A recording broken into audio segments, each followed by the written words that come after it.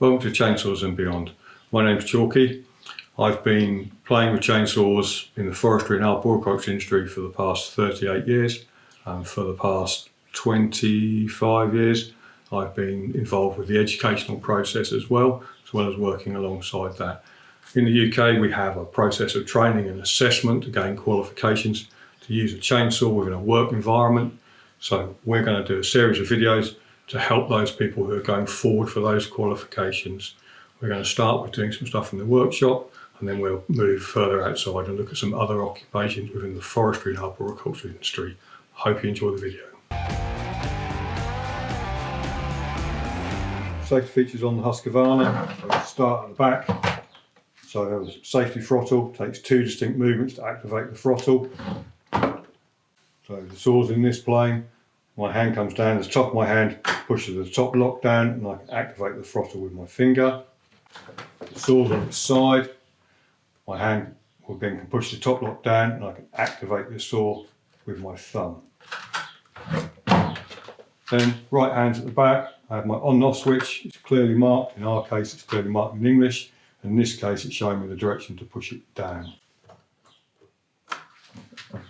At the back of the saw, I have the safety decals.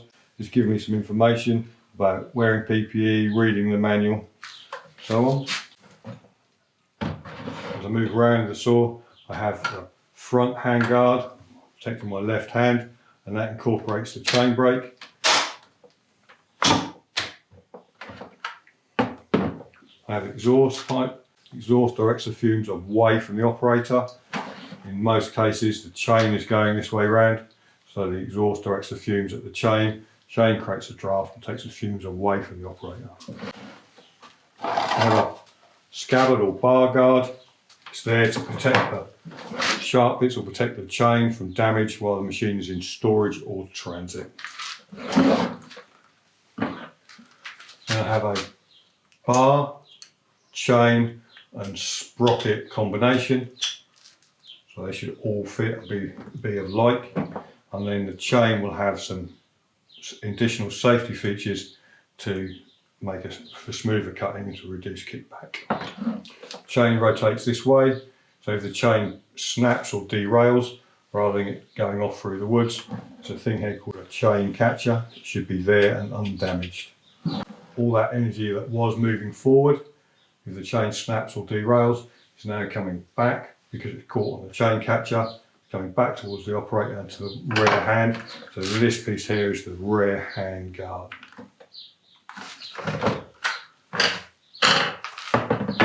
Then between the cutting components and the engine, I have vibration mounts to isolate the vibration of those components to the bits that I'm actually going to hold. So where I'm holding the saw on the handles or it's interacting with my body, isolated from vibration. Husqvarna bar and chain removal. So first job, we're going to remove the scabbard or bar guard. Because it's Husqvarna, we need to make sure the chain brake is in the rear position. So we'll do that now. So thumb around the handle, firm pull back and it clicks. So the chain brake is now in the off position. Don't need to find the tool. So in this case, I'm just going to use what we call a combi spanner.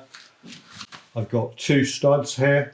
I'm going to put my combi spanner and lefty loosey. Just going to loosen off both of those studs.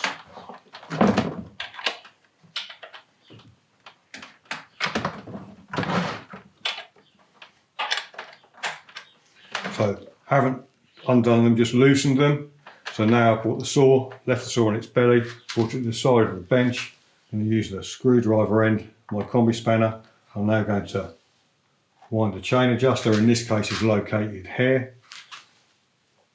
And what I need to see is I want the chain to hang off the bar. If I was going to fit a new chain after my maintenance session, I'd probably continue to wind that until it was in the rearmost position, because a new chain will always be shorter. So now I need to just remove the side plate. That can come off.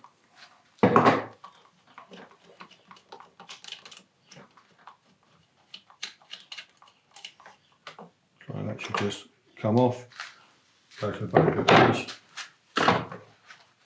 And again, I'm now going to handle a component part that's sharp or potentially sharp. so I'm going to wear some gloves. What I need to do in this case, because I have an outward clutch, you need to take the bar, push it to the rear position. Now the chain adjuster's moved out of the way. That's gave me some slack on the chain. I can then lift the chain off the bar. I can work the bar out.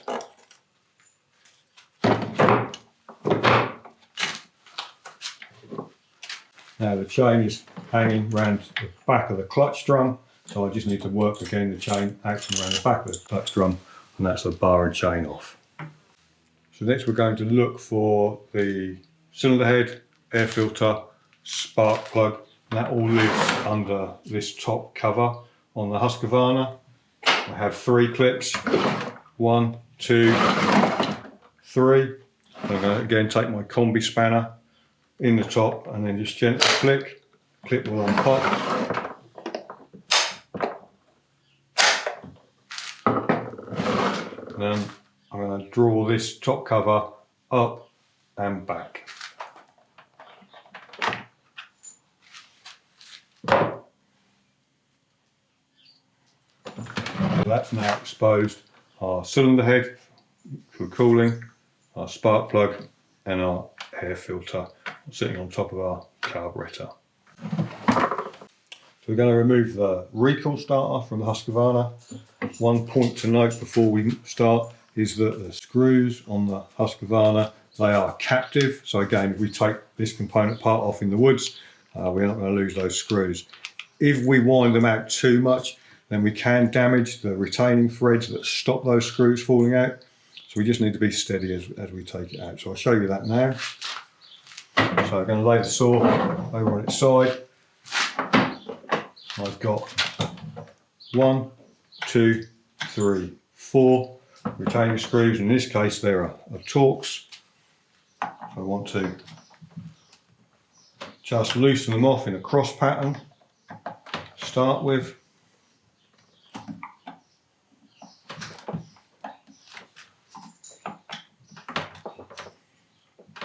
Now, by doing that, that's allowed all this plastic just to relax and come back to a flat shape. So now I can just draw them out, and generally speaking, I'll just spin them until they spin freely, and before they get tight again, that way I'm not pulling them back into that plastic. Once I've got them where I think that I'll be able to withdraw the recoil starter, what I can do is I can just try and lift the recoil starter, and if one screw like this one here is still a little bit held, before I pull too hard, I can just put my tool back on and I can just loosen it off. There we go, now it's come off. So the recoil starter in this case on this Husqvarna is in 2 parts. So I have the orange outer casing and I have this internal black section which is an air duct. Again, I'm just going to give it a light tug. I'm just going to remove that, which again will allow us to clean this part and also clean behind it. So next we're going to remove the clutch drum. We might want to do that to get to the sprocket. The sprocket that drives the chain lives behind that. So there's a couple of ways of doing that.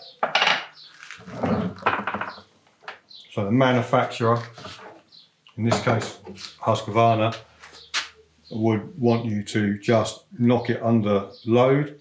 So spark plug still in, no piston stop, no bits of string, anything else you've seen. All we have to do is take an appropriate punch, the appropriate hammer, place the punch onto the shelf that says off, and a large strike, and the clutch drum is now free. Continue to undo it. Or the other way, more workshoppy way, would be to have an appropriate tool. So again, this is a Husqvarna part. This part fits into the centre of the clutch drum, and with an impact socket and impact gun, and then I can just impact it off. Now it's loose, I can just continue to unwind it. So the clutch weights and springs will come off, then my clutch drum will come off. My sprocket is housed to my clutch drum. And I've got a set of needle bearings that I will carefully remove. And then behind all that, I've got an oil pump driver. Again, little ledge here. I just turn it anti-clockwise, and I can just ease that oil pump driver off the end of the crank. Now we've removed the clutch drum, oil pump driver, needle bearing. Just again to go beyond, from our case, what people in the UK would have to do for their qualifications, and to go beyond, there's such a mess around here that we may need to clean or look at our oil pump. Sometimes when you have a saw, it's sat on the bench, or you have it in storage, you have a puddle of oil lay under it. 9 times out of 10, it's just how the oil pump is seated. So we'll take it out and have a look. It's not difficult to do. So in this case, on a Husqvarna, I have a little stud here that I can undo.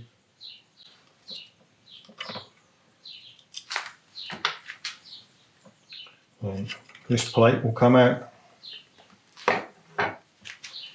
Just be aware there's a return spring here for our chain, our front handguard. So again, that bit can disappear, so just keep an eye on that. So now in here, I have 2 studs, here and here.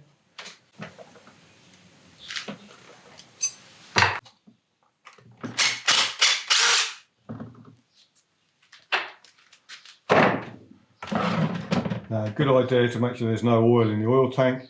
So now this part will lift up. This piece of rubber here is then connected to this part, which is the oil pump, which then goes into the oil tank. So the only way you can get to your oil filter in your oil tank is basically through here. So I'll just keep moving. Out will come my oil pump. And I can separate that. That's the oil pump. I can separate that from the delivery tube. So as you can see, this is a well-loved and well-used machine. So next thing we're going to do is just talk about how the machine works. As you can see there, we've got lots of component parts. They're all covered in sawdust and chain oil. They're all very mucky. We need to clean them, inspect them, and make sure they're serviceable, and continue to service them to then replace them back on the machine. If we understand how the machine works, what those component parts actually do, or what those component parts do in conjunction with the next component part, then you'll have some understanding of why we're cleaning this part or why we're cleaning that part and what the importance of it may be. So, we start with the recoil starter. So when I pull this piece of string here, I turn this central bezel. That central bezel locates on the flywheel dogs here, and then it turns the flywheel. So this flywheel has a couple of jobs. Number one is it draws air. It will draw air in through the recoil starter. So all these components where there's sawdust and muck and detritus. So again, this needs to be clean, blown out of the airline, washed, scrubbed, because air needs to be drawn in through that grill. It's also a guard. So again, from an inspection point of view, I need to inspect it to make sure none of these are broken. I wouldn't want my fingers or any other part or any stick or anything to go through this guard into this rotary spinning part. So the air comes through that recoil starter and then is spun around by this fan here. That air, some of that air is now going to be transferred up this white tube. It's going to end up being sent into the rear housing where the air filter lives. So our top cover is in 2 parts. So the air filter lives in this back part here. So the air gets spun around on the fan. All the heavy material through centrifugal force gets thrown to the outside. So the air on the inside is cleaner. That cleaner air goes up in that white tube and it exits out into the air filter housing. The other air, this slightly dirtier air, in this case, can exit through the gap in the top above the flywheel here. And then the shape of our top cover, we have a long side and our short side. So when that's in place, the air can pass from the flywheel up over the long side. That's then directed out across the cooling fins on the top of our cylinder head, and then that warm air, taking some of the heat from the engine, will exit out the short side here. So again, if all this is covered in sawdust and muck, then that cooling effect's not going to happen. Again, in here, where we have all this sawdust and detritus, again, if something's dirty, it will just attract more dirt. The other thing that happens here is it's where we generate electricity. In this saw, we're generating electricity for two reasons. So one of those reasons is we're generating electricity to run our spark plug. And then the second reason is we're generating electricity to run the computer that runs the fuel-air ratio in the carburetor for the machine.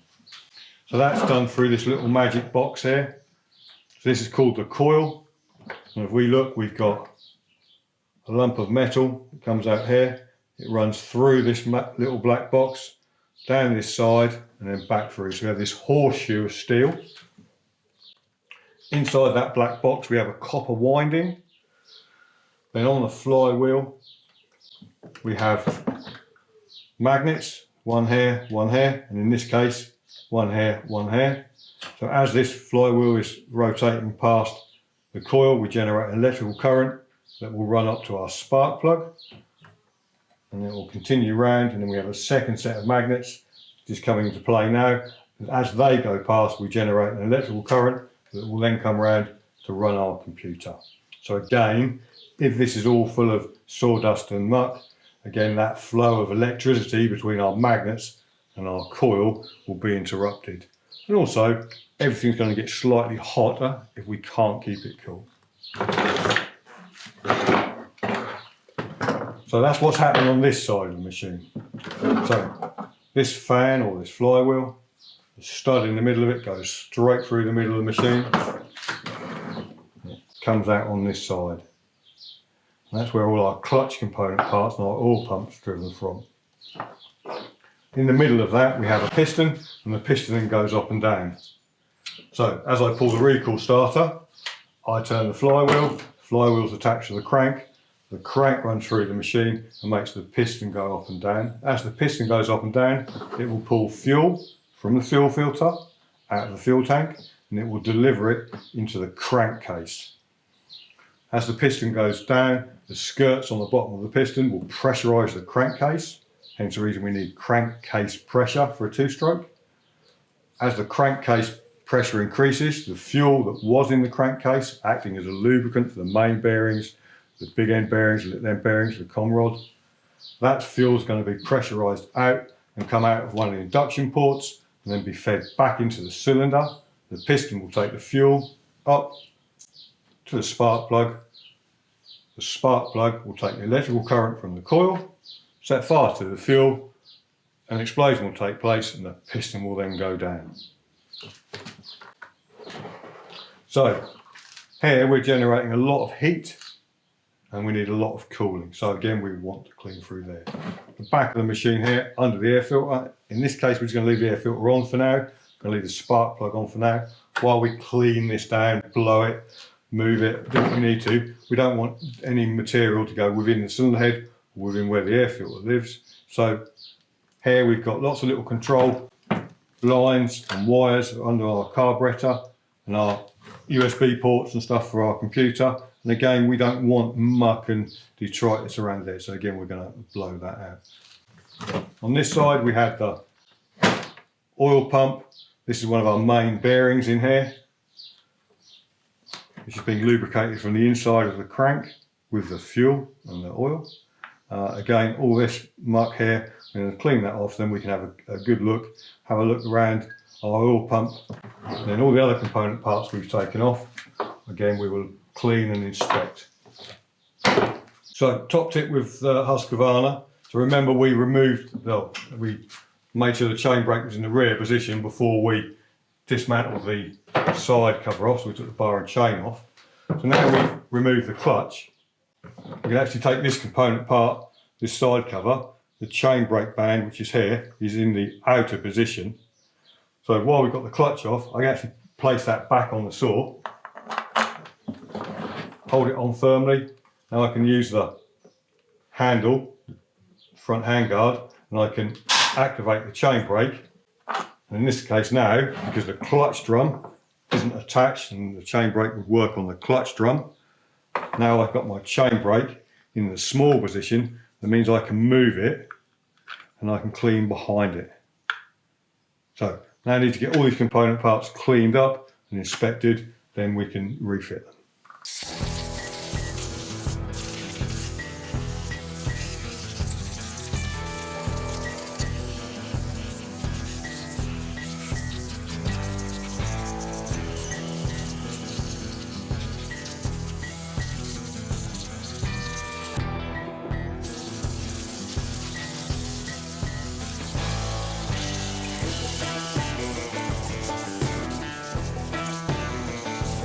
Everything's just had a bit of a blow down with the airline first.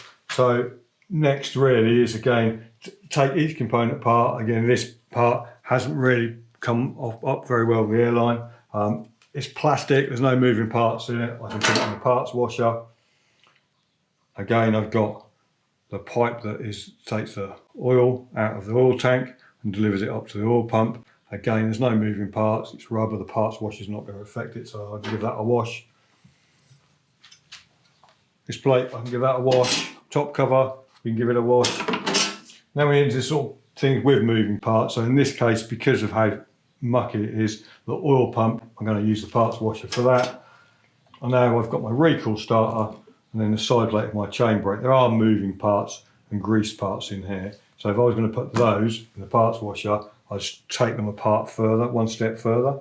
But again, I can, with my stick, try and move some material with a brush, continue to move some material. I can then take it back outside to where we have our airline and I can keep blowing it with the airline and gradually it will come cleaner and cleaner.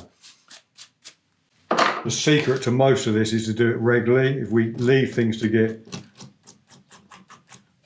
dirtier and dirtier and dirtier because we don't clean them regularly, then it will just become one hell of a job. As a young man, when I used to fell trees every day for a living, what we're doing now, mostly I do every day, every evening, to give you some idea. So remember we put that side plate back on the chainsaw so we could loosen the chain brake, put the chain brake in the small position or the on position. That now gives the ability to move that. So if we look, I've still got debris behind. So I need to remove this debris because when this band sits back on these shelves, if there's debris there, then that chain brake band will be moved out and towards the clutch, and then we get a hot band. The other thing we need to do when we've got the component, we've cleaned it as best we can so far, I need to have a look to see its state, see whether there's any thin parts or there's any excessive scoring on the band. Now, in most cases, if we find a defect with the chain brake, then we probably ought to have that sent off to the manufacturer or to one of their representatives or dealer and have them change it. Or, if you know what you're doing, we can do it ourselves. So we're going to do that in a minute. We look here, this old one I just pulled off the shelf. Again, it's just broken in two places, but you can see how thin it has become at this point compared to here. So the usual rule of thumb is if you can see a defect with it, change it. If you can see any part that is thinner than any other part in its thickness, then change it. So how we are now, chain brake is on the small position. If your chain brake band had snapped, it would be in that small position as well.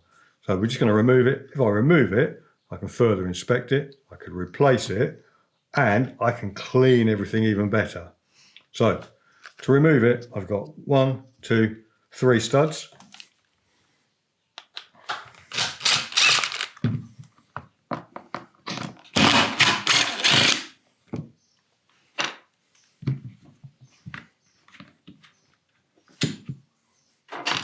I'm just going to hold here on this Husqvarna.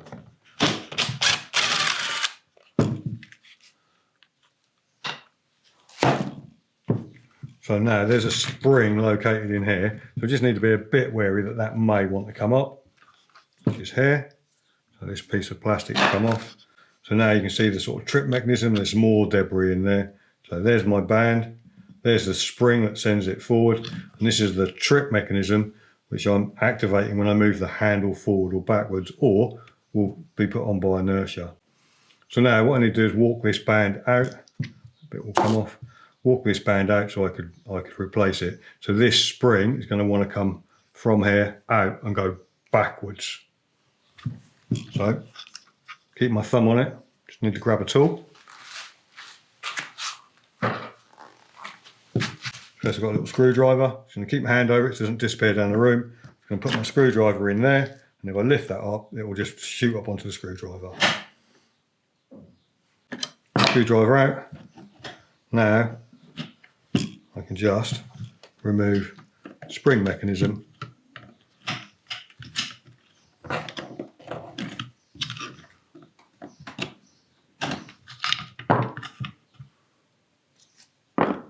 And my chain brake band.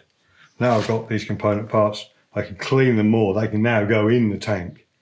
And I can get them cleaned and inspected.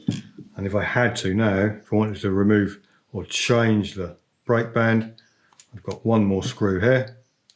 I can take a new band, put it on, and then in a moment, once it's all clean, we'll go back how to refit it. So one thing that may happen to the recoil starter is the starter cord may be broken, or again, through workshop maintenance, what we want to be able to do is we want to actually be able to inspect it, check it while we're in the workshop. We may need to be able to replace it. So while we're on site, if it breaks on site, it can become quite a problem. So again, number one is to loosen the cord off so I can inspect it, or if the cord had snapped, that's how it would be. So with the Husqvarna, again, I'm going to withdraw some cord.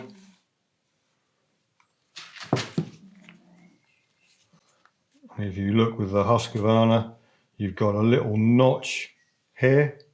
So I now need to take the cord, place it in the notch. I need to let the spring unwind without pulling the cord back on. So I just let that gently go round under control,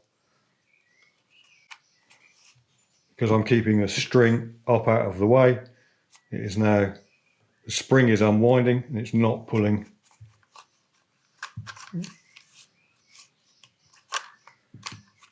So now the cord is dead. If I want to inspect, again, most likely place for the cord to snap will be around one of the knots, or in this case where it goes through the handle. So you can see this frayed section here, right? Or at the other end, right, again, gently prise it out. At the other end, where it kinks through, or where the knot is. So if we need to replace the cord, we could just pull this cord out, poke a new one through, and away we go. Or if we want to go a bit beyond, now the spring, which looks something like this, has now relaxed or is unwound. If we want to get inside and have a look at it, or break this into its component parts so we can clean it in the parts washer, we can now go a bit further. So in this case, I've got stud in the middle, which is, I'm just going to remove. So like that. Now I can remove this white piece, will come out. That's got the cord that goes through it. And then this other white piece underneath, where it's this piece like this, where my spring now lives. So if you want to go further, again, depends. If you pull your recoil starter and it makes a horrible squeaky noise, or if the spring has definitely broken, or if you've used your saw in the winter or in the snow or a lot of rain and this spring hasn't been lubricated or got very rusty, then the spring will bind past itself, which will make it very, very awkward to pull. It'll sound horrible when you try and pull the recoil starter out. So if we want to go a little further, we can. So that spring, although it is housed in a plastic housing, it is quite a big component.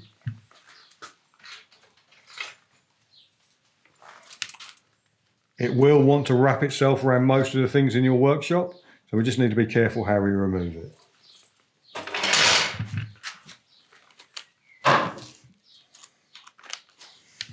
So to start with, I've got 2 studs, one here, one here. I just need to remove those.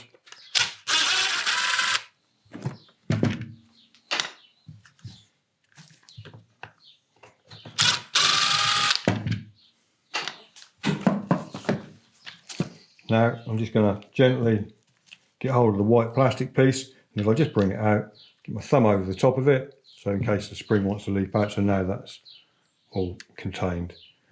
If I want to go further again, because I want to clean the spring I've got, or I could just take a new part, leave it as it is, and replace it, add some lubrication, some grease to it. So in this case, because this spring is now quite mucky, again I want to remove it. What I'm going to do is take my screwdriver, poke underneath it, turn it away from my face, and just let it release onto my table as controlled as I can.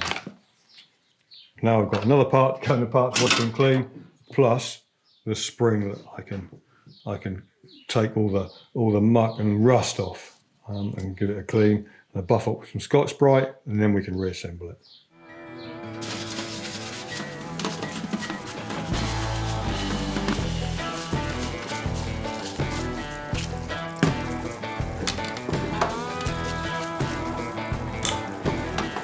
So all the component parts, because we've taken things apart, we've now put everything through the parts washer that can go through the parts washer. They've had a good scrub. They've been poked with a coffee stirrer to remove some loose stuff.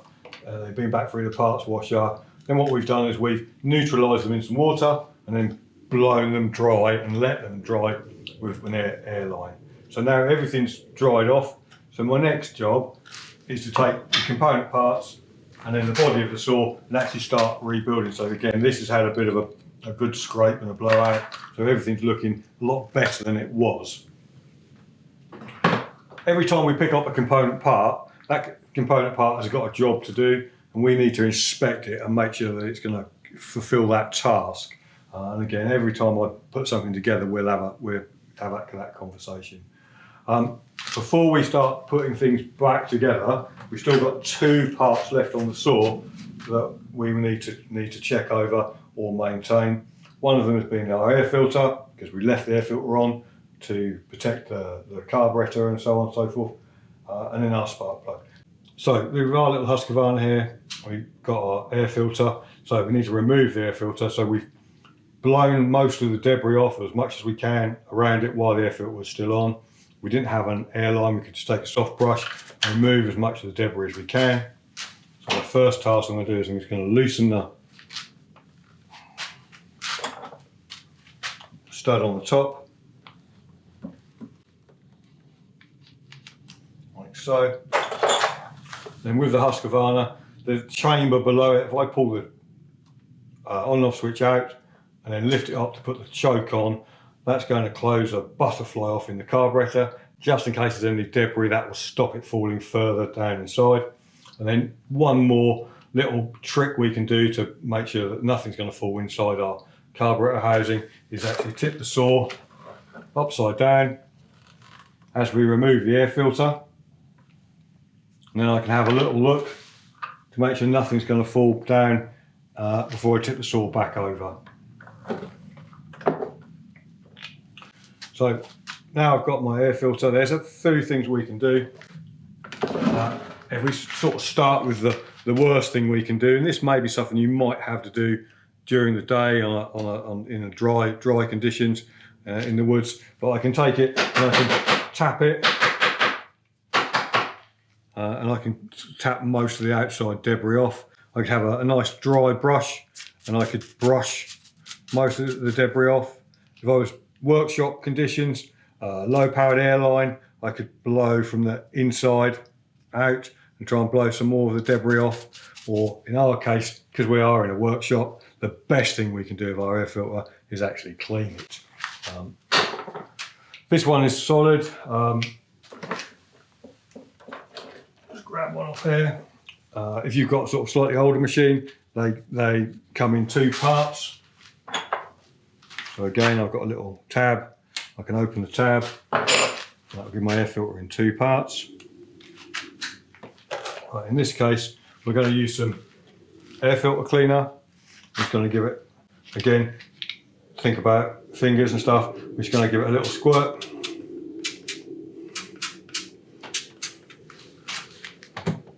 And I've got some water.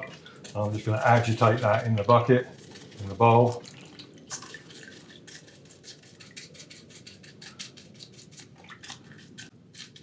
If I don't have air filter cleaner, then the other thing would be just some dishwasher or some fairy liquidy type material, some warm water. I can take the air filter, I can give it let it soak in that warm water with that detergent in it. And again, if need be, if it's really dirty, agitate it with my soft brush. Once I'm happy that it's looking a different colour, and you can see it's almost sort of changed colour, you can then just let that dry naturally before we put it back onto the machine. So that's air filter. So the next task we're going to do is have a look at the spark plug. Again, spark plug colour is a reasonable indication of how a 2-stroke engine is performing, and whether you've got black or lean mix and these sort of things. On these modern saws where we have a computer controlling the air fuel ratio, that kind of neglects what the colour of the spark plug can do, because the saw's always going to try and make it run lean from an emissions point of view. If I want to do something about it, I can remove the plug cap. Just be careful pulling these off. Don't pull them off in a really, just wiggle them off, because you can pull the HT lead or the plug cap off the HT lead, and that can be quite tricky to put back together.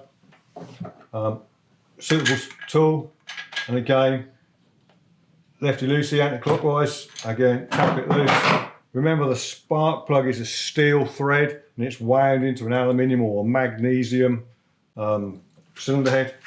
Again, before I take it fully out, just in case there's any debris, just going to have a little brush round. Yeah, we did blow it with the airline, but I'm just going to double check. Little brush round. And again, I'm going to use that same trick of gravity. Tip the saw up as I remove the plug. Then if there's any debris left on the plug, again, it's still not going to fall in the cylinder head. I can have a quick look to make sure nothing's going to fall in before I tip the saw back over. So, spark plug. So it consists of a positive electrode that runs through the middle of the plug. We've got ceramic insulator here, and then there's another section of ceramic in here, and there's a positive electrode pin that comes out here, and then the outside, this part that comes round and then goes onto these threads, and then the body of the plug is the negative. So when we send electricity through the coil, from the coil up the HT lead through the plug cap to the spark plug, we run electrical current through the plug, and then at the end here there's a gap, and a spark, or a naked spark caused by electricity, jumps between the positive and the negative, and that's what ignites our fuel. Maintenance and checks. So I can check the condition of the plug, so make sure none of the ceramic is cracked or broken. I can check the security of the top of the plug, so this piece here unwinds and winds back on again depending on your plug cap. So in our case, that needs to be tight. Then the colour of the plug here at this end. So generally on a 2-stroke engine, we would take our spark plug out, or when we take our spark plug out, the colour here will give us an indication of how well the machine is running. So if I take my plug out and it's black and wet, we would class that as the machine running rich. So if a machine is running rich, it's got more fuel than it can combust. If it has more fuel than it can combust, that may well be a blocked air filter. It could be incorrect carburetor settings on an older machine, or a number of other things. If I take my plug out and look at the end here and it is white or very light colour, we call that running lean. If it was running lean, we've got more air than we've got fuel. So it could be a blocked fuel filter, or air filter with a hole in it, or poor carburetor settings, again on an older machine, and other things. When inspecting the end of the spark plug on the positive and negative electrode, again, if the plug is run, if this machine is run very hot or very lean, the electrode could start to be worn away. That would give us an ineffective spark. Generally, if we take spark plugs out, we normally take them out, and nowadays we'd replace them. The problem with removing spark plugs, putting them back in, is the compression washer. So here's a small compression washer. It's a crush washer, and it forms a seal between the spark plug and the cylinder head. So the spark plug is made of steel, the cylinder head is made of aluminium or magnesium, and the expansion rate between the two component parts, between the spark plug and the cylinder head, will expand at different rates, and this compression washer is designed to take that expansion rate up. The more we crush it by applying the spark plug, taking it out, putting it back in again, the more we change that compression washer. So generally speaking, if we suspect we've got a problem with a spark plug, 9 times out of 10 we're going to remove it and replace it with a new one. One bit of maintenance I can do is I can clean the end. So I take a brass wire brush and I can just buff the end up, take any deposits off,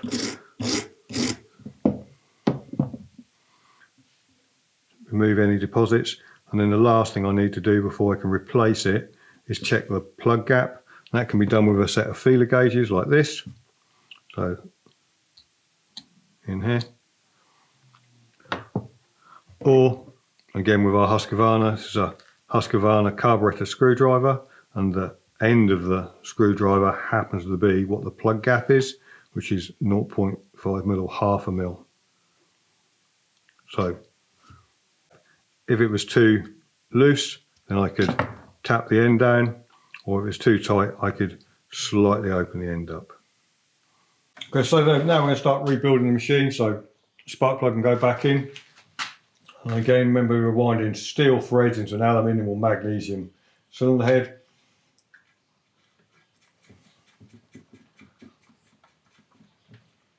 So plug's nipped up with my fingers, and again I'm going to take an appropriate tool, put it on, and it's just a nip. Yeah, just nip it up, and then plug cap's got to go back on, and again I just need to push it down firmly, and you'll feel it rest onto the edge of the plug.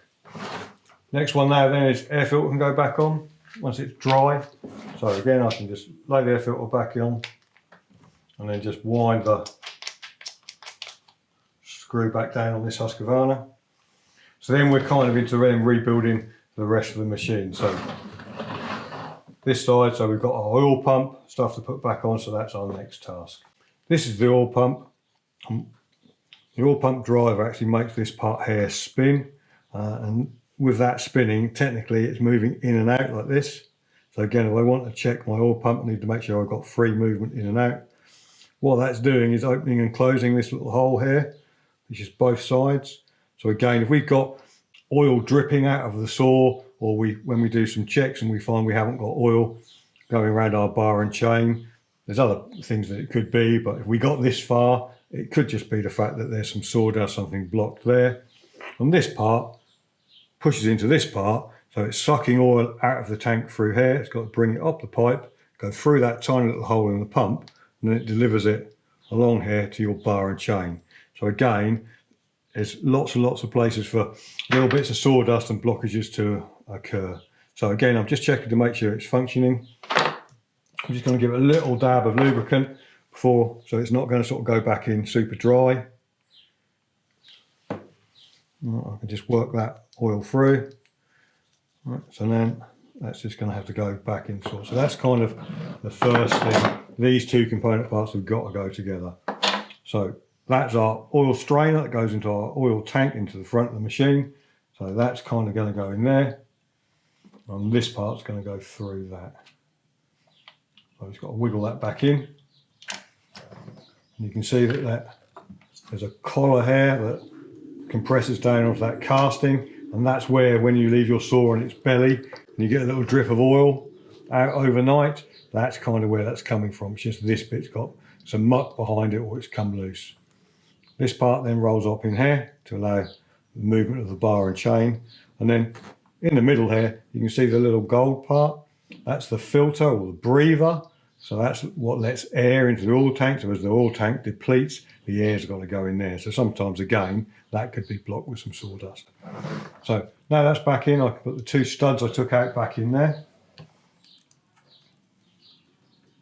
And the same with most things. This is, again, on good quality machinery. Most things are there sort of engineering there. So nothing should really have to be forced. Yeah, so things should go back together.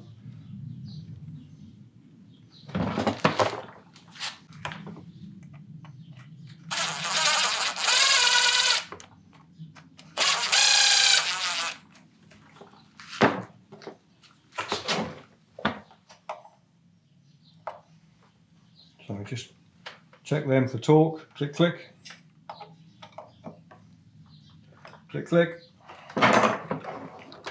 So then the next part that we took was this. So this is the oil pump driver. So when our sprocket is driving around, or when the clutch drum is engaged and is driving our chain round, that then drives this. So the clutch drum fits into the oil pump driver, and that's what drives the oil pump round. We don't need oil when the machine's just ticking over. So the machine was ticking over, this part doesn't move. When you engage the throttle, the clutch will engage this clutch drum, and then we'll turn this oil pump driver. So again, some problems we have, if we don't have oil when we're doing our checks, this oil pump driver can get worn away. If the bearings that everything sits on gets too hot, or someone's been revving the saw up too much with the chain brake on, everything's got too hot, these can get melted away, and then once they've gone, they won't be driving the oil pump anymore. If you caught some fishing line or some baler twine or some long grass or something, if that got drew up into the saw, again, it would wear these teeth out, these little cogs out here, and that would stop the oil pump working. But that at the moment will just screw back in there. So next job then will be build the rest of the clutch up. But before we build the clutch up, we've got our chain brake mechanism apart. If we put this on, we can't deactivate our chain brake mechanism. So what we need to do now is rebuild our side plate up with our chain brake mechanism, use the saw to deactivate it before we then rebuild the rest of the clutch. So let's do that next. Chain brake band, again, we're going to see whether we can physically see a difference in its thickness. If they can see a difference in its thickness especially between a part that contacts the clutch drum and a part that doesn't contact the clutch drum, then we need to replace it. Or if we can feel cuts or burrs, or it's got really hot in there, if we need to replace it again, you undo that screw there, band out, new band in, back on, and then we need to refit it into the housing. So again, like a lot of these things, it's a knack as opposed to really complicated. But what I need to do first is just fit this part and the band back into its housing. Again, most of this is reasonable engineering, so we shouldn't have to superly force anything back into its place.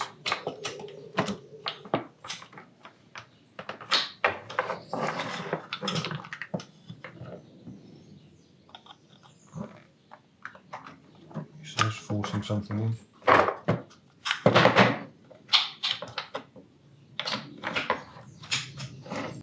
So, and we're going to refit the brake band in the closed position, the small position, so which is this up. So now we've got this retained spring. I'll poke that retained spring in here. Yeah, so now I need to set that forward. So I need to use a tool which isn't going to stab me in the fingers.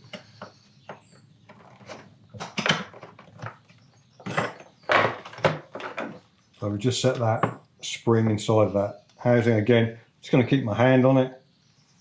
Just going to apply a little bit of lubricant to some of these moving parts.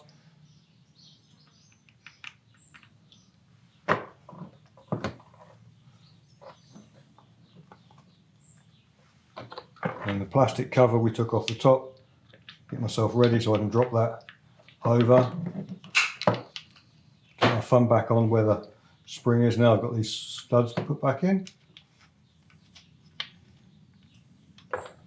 1, 2, 3.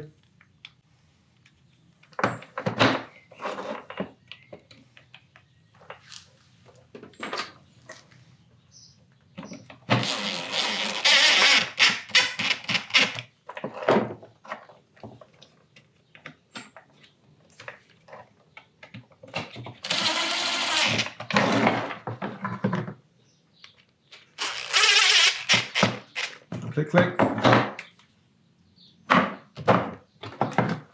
Right, so that's back together. So now we just need to put it back on the machine before we put the clutch back on, and then put it into the large position. Then we can rebuild the rest of the machine. I'm just going to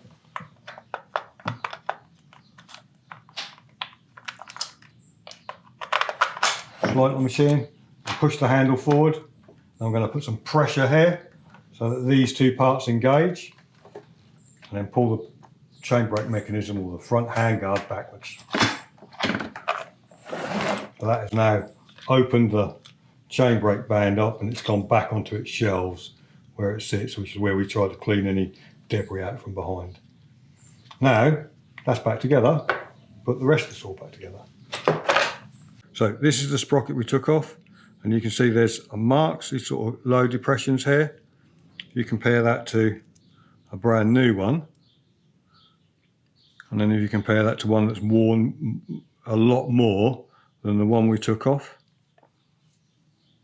these parts here, so you can see the impressions that the base of the chain of the drive link is making in the sprocket. So again, the manufacturer, in this case Husqvarna, would recommend that we replace the sprocket every 2 to 3 chains. So this worn one is going in the bin, this new one's going back in the stores, and the one we took off is still in a good serviceable condition and will last the chain, which is still in serviceable condition, on the machine out. So that's going back on. So this shield's going to go back on.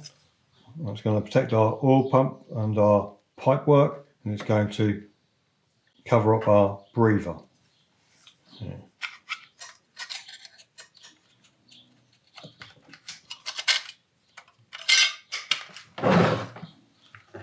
That's held in with this little screw.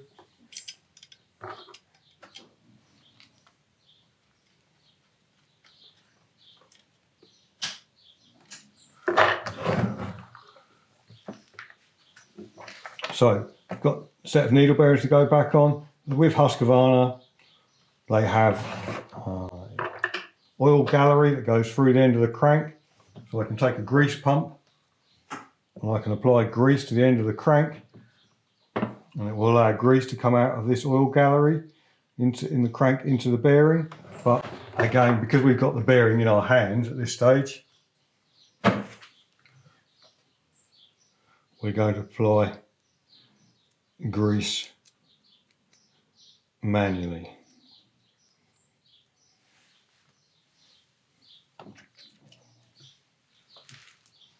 So bearing goes on, sprocket, clutch drum. That then needs to go over the bearing and needs to locate into the oil pump driver. So just feel it settle down. Then the clutch, just make sure that the springs aren't broken or cracked or got really hot. The clutch weights haven't got big burrs or lips on them. Yeah. And then the writing to the outside. And that, funny enough, is lefty-tighty. So all I'm going to do, I'm not going to tighten it up in any way. I'm just going to hold the flywheel with one hand. I'm just going to put a little bit of pressure just to nip it down. The first time I start the saw up, that will self-tighten or self-lock. Right, so that's that side done. Next one, rebuild the recoil starter. Right, so we took the spring out of the recoil starter, and then we cleaned it, took any rust off it, any large lumps of debris off it, gave it a bit of a polish. Now we need to wind it back in. We've checked that we've got an eye on both ends.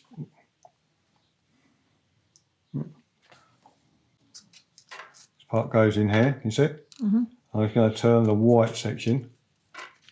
What I'm going to try and do is feed the spring up from below and then keep my thumbs over the white section. We'll just keep going round. So again, I'm just trying to keep it in control, keep it away from my face. Keep my fingers through the middle here, just keep turning, and eventually, so the spring you can see is feeding up from below, where if I laid it down like this, then it would probably get caught on something. Now,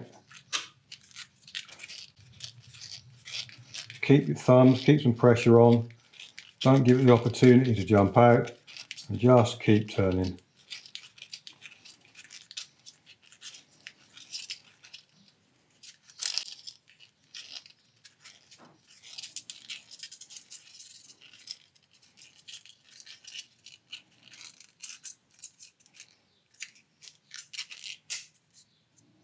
Like so. So one thing that most people don't understand or realise is how much lubrication is on these springs when they're new, because no one ever really takes a brand new one apart. So before we pop this back into the housing, we're going to put a little bit of grease and some lubrication on this, and that way it will stop that, stop it going rusty if it's damp or we're using the saw in the rain or the snow, but also it will help that spring lubricate and not make that horrible squeaky noise. And again, all I'm going to do is just take some grease and just liberally plaster some grease around inside that housing.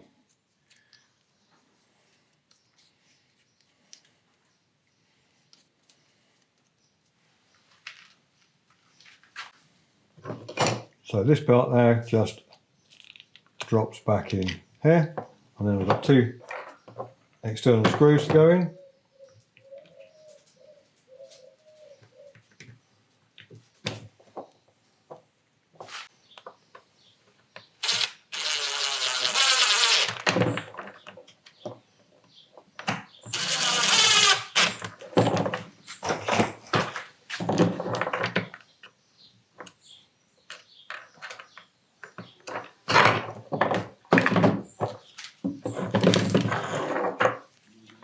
So between these two surfaces, here and here, we're just going to apply a little bit of light oil.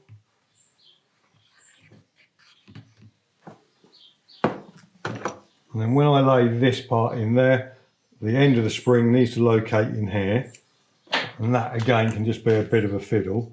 So these two parts go together, and I'm just going to sort of turn this, and then you can see it just drop down. So it's now sitting in there nicely. This is flush in the top. So I'm going to put this last screw in the middle, and that orange piece in the centre acts as a bush. It's got a metal skirt around it. So this I can just tighten down to that, and that will allow this to rotate. So I can't over tighten this to stop that rotating.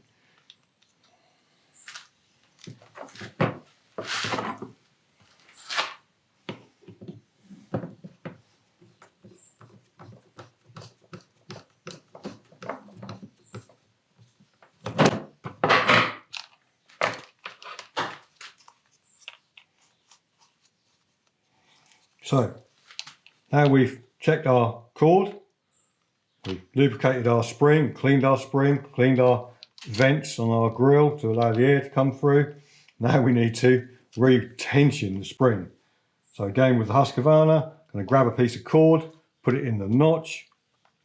I'm going to use the cord as a handle, and I'm going to rotate the middle bezel. I'm just going to go around some turns. I've gone around some turns, take my thumb, hold the central white piece, take the curls or the pigtails out of the cord, hold the end of the cord and allow it to draw it back in. So if it was under tensioned, the cord would look like this, yeah? So if I hold it here, will it right itself? So it doesn't seem too bad. Now, last check I need to do is to make sure it's not over tensioned. So an over tension check would be withdraw all the cord. So now using my thumb again to trap on the white section, the knot here is in line with the exit. There's no cord left on the drum. Now I still need free play on the spring, like this.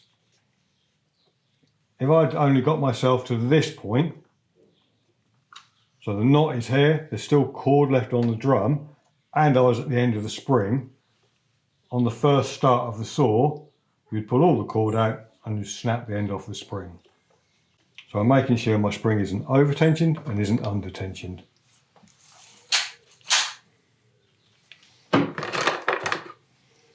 Air duct has got to go back on.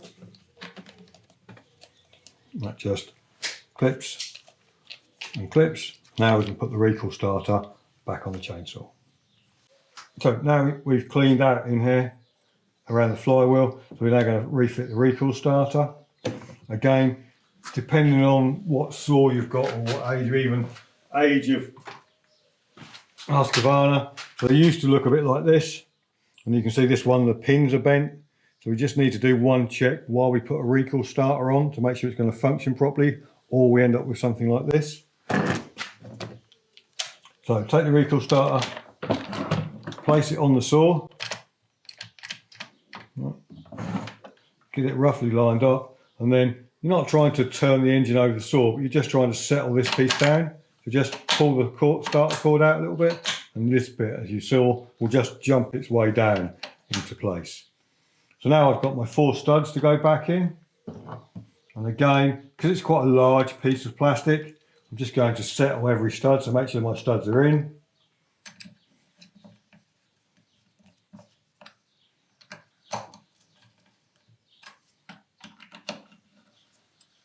And then I'll just do them up in a bit of a cross pattern.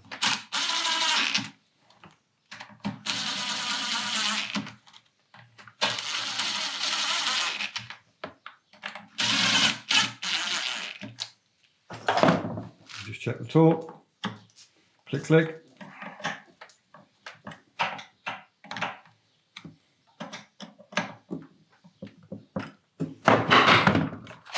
So that's recoil starter. The next one that go on there is be the top cover.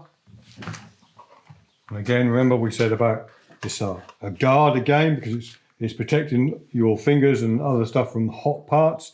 It's acting as an air duct to allow the air to go over the top of the cylinder. So again, we've cleaned it out. This section here is what's capturing the air coming off the flywheel, which is pre-cleaned air to go into our air filter. So this kind of a little fiddly sometimes to go back on the Husqvarnas. Just need to sort of wiggle him on, make sure it's sitting down. Yeah, and I can hold it down and just push on the clips. Okay, so again, as we've put things back together, we need to keep checking and looking at our component parts. So inside our fuel tank, so Husky fuel tank, if I push this part, that raises this part, comes up. I'll undo the fuel cap, then with the appropriate tool, I can remove my fuel filter. And again, this type of fuel filter is this end here. This end starts to get solid, then the fuel filter needs to be replacing. Manufacturer would recommend that the fuel filter was replaced once a year or as necessary. Again, there's not really anything we can do to clean it or to maintain it apart from have a look at it and replace it as necessary.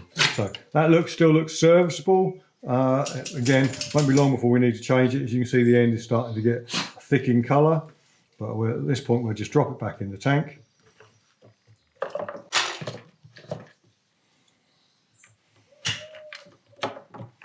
Fuel caps back on. Again, don't over tighten the fuel caps because there's an O-ring. That O-ring will get squashed and then become ineffective. Lock him down. Right, so before we start into bars and chains, last job for any rebuild of any machine or any service of a machine or any looking at a machine is to actually go around and check all external nuts, bolts and screws. So again, just things come loose. These machines, they vibrate themselves an awful lot, so I just want to check to make sure things are tight. While I'm doing that, I can then start to have a look to see where my vibration mounts. Here, see saw dogs loose. Again, so they will just need nipping down.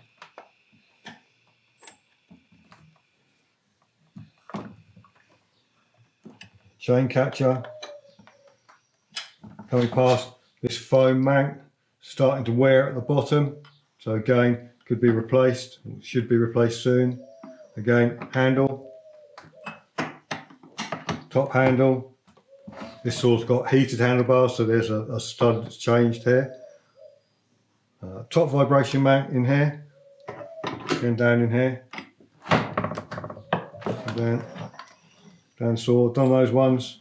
Look over the saw, rear vibration mount here, again, move it, make sure it's still intact, again, make sure it's not loose. So now saw's ready for our bar and chain. Bar and chain assembly, Husqvarna. So the bar, whatever way I took it off, and I put it back on the other way so I get even wear. And place the bar on. I'm going to push the bar all the way back. Pick my chain up.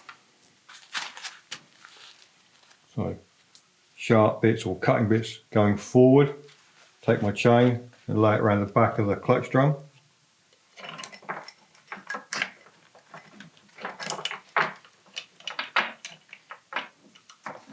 Up onto the bar.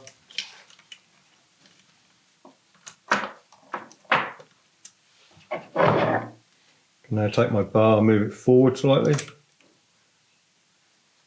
I need to check though, by rotating the chain, check that I've got it on the sprocket. So it's very easy to put the chain beside the sprocket rather than on the sprocket. So I can check this by making sure it moves around freely. Side plate. So I've got my chain adjuster here, which has got to go into the hole here.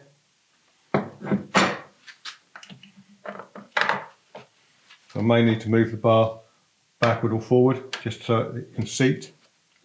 I can take my nuts, I just need to tighten them up with my fingers.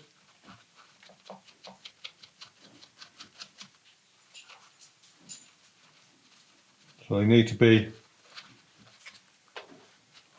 just nipped up with my fingers, not too tight, but because I now need to allow the bar to move forward.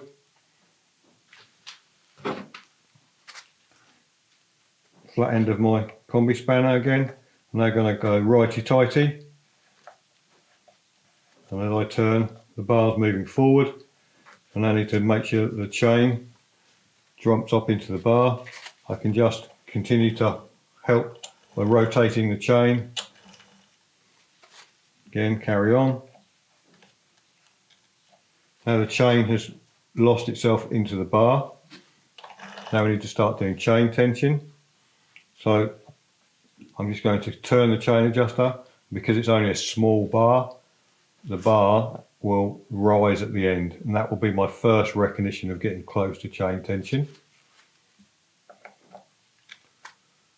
So there goes the bar, it's just moved up. Now I need to rotate the chain, see what it feels like, and listen to what it sounds like when I'm happy with the chain tension. I need to maintain the bar in the up position. I can then tighten my side nuts down.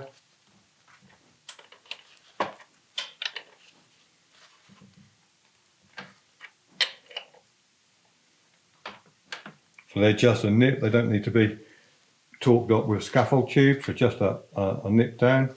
Now I can just recheck my chain tension, which I'm happy with. Then I put my bar guide on, my saw's ready for use.